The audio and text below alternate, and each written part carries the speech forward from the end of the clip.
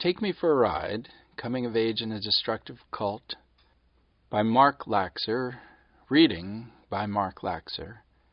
Chapter 5, Bicycle Ride, Lennox.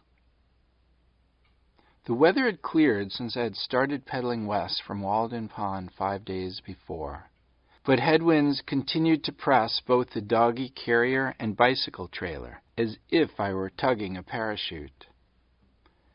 Contributing little to the weight of the rig was a book by William Shirer on Mahatma Gandhi. Disillusioned, but not yet ready to live without heroes, I actively sought a replacement for Atmananda. I rode over the mountains of western Massachusetts and rolled into the town of Lennox. There a woman noticed the oddness of my entourage and asked, "What exactly is going on?" "I am bicycling across America with my dog," I replied. 10 minutes later, she was interviewing me in a nearby cafe. She was a reporter for the Berkshire Eagle, and as I answered her questions, I thought about how I would answer when she asked me why. I realized it was more than a love for bicycling, more than a longing for adventure, and more than a desire to strengthen my self-confidence that propelled me west. I wanted time to think about Atmananda's thousands of lessons, some of which I sensed were valid, and some of which I knew were not. There was another reason. I wanted to do something distinctly me. Bicycling across a continent against the prevailing winds with all my possessions and a Siberian husky, that was me. "Why?" she asked later. I tempered my answer with the knowledge that I was being interviewed by a journalist and not a shrink. At one point I told her I was traveling with a book on Gandhi. "Do you like it?" she asked.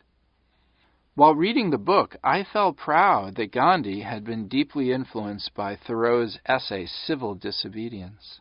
Proud that a thinker and experimenter from the United States had an effect on one from India whose thoughts and experiments affected humankind.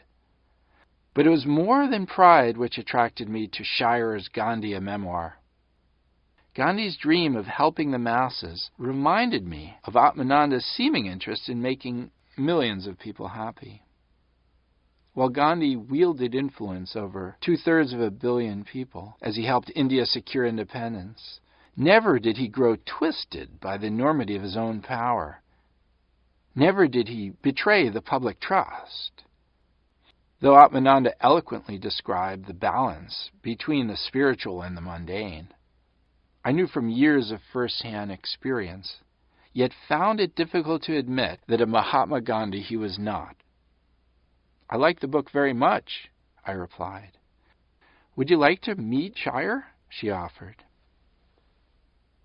William L. Shirer was the only correspondent sent by an American newspaper to cover India's revolution. He gathered that Gandhi's philosophy encompassed more than civil disobedience, passive resistance, non-cooperation, and non-violence, but, quote, had to do also with something more subtle and fundamental, the search for truth, for the essence of the spirit.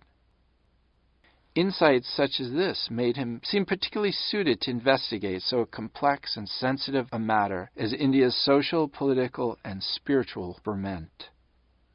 Shirer was also the author of The Rise and Fall of the Third Reich, a history of Nazi Germany. As I knocked on his door, I hoped that with his knowledge of benevolent and malevolent charismatic leaders, he could help me understand Atmananda. I wanted to tell Shirer that I had seen Atmananda's seemingly tight-knit community transform into a group of fearful, paranoid people. I wanted to tell him that I had seen Atmananda himself transform from a seemingly kind and noble seeker into a man who used antipsychotic drugs and LSD as tools of persuasion, who, without the use of drugs, persuaded one woman to leave her husband and newborn child, who dreamt of filling stadiums and starting a world religion, who claimed to be the Antichrist, and who spoke repeatedly of taking his inner circle for a ride in a Learjet into a mountain. I wanted to tell Shire how, in 1984, I'd helped Atmananda through a bad LSD trip, and how, as he was coming down, I had observed his opposing personalities reassert themselves. I wanted to tell him that Atmananda seemed to be getting progressively worse. And I wanted to tell him how Atmananda had persuaded one disciple that he and I would be forever locked in a battle over mystical power. The disciple was my brother. When Shire answered the door, his large, bright forehead and serene countenance made him appear intellectually and spiritually advanced, and I had an uncanny feeling that something of the Mahatma himself peered out at me through those 83-year-old eyes. "What can I do for you?" he asked me. "I wanted to tell you that I'm enjoying your book," I said, suddenly aware that he might not want to discuss the extremities of human nature with a total stranger.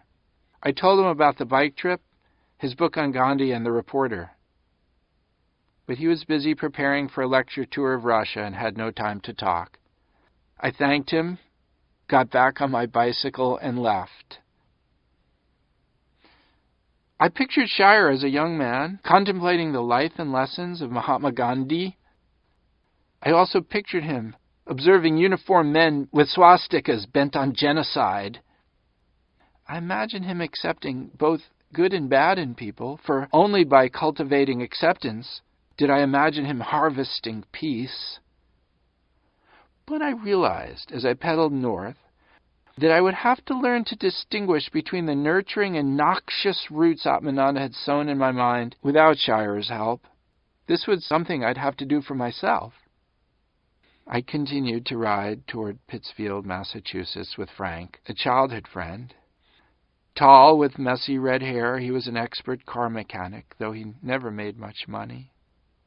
This was in part because he was a slow worker, because he had little self-confidence, and because people took advantage of him.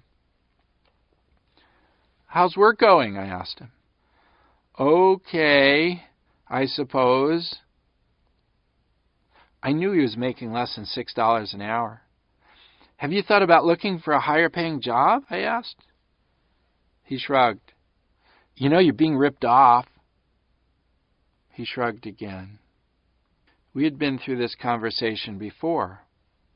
I wanted to teach Frank that he was like a sitting duck, that he could protect himself, that he could change. Suddenly I froze.